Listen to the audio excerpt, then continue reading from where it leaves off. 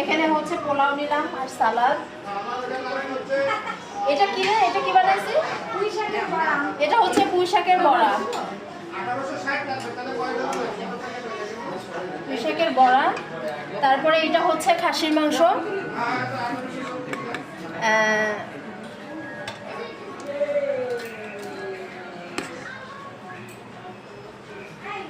খাসির মাংসটা মনে হচ্ছে ভালোই হবে খাইতে। হ্যাঁ,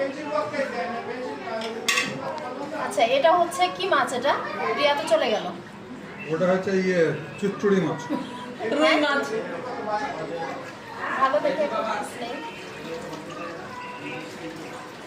এটা হচ্ছে চিকেন, গোটা গোটা কাঁচা দিয়ে গোড়া দিয়ে চিকেন। এটা ঢেঁড়স ভাজি। এটা হচ্ছে পটল ভাজি। আর এইটা হচ্ছে ফেভারিট, হচ্ছে শুটকি ভর্তা শীতল।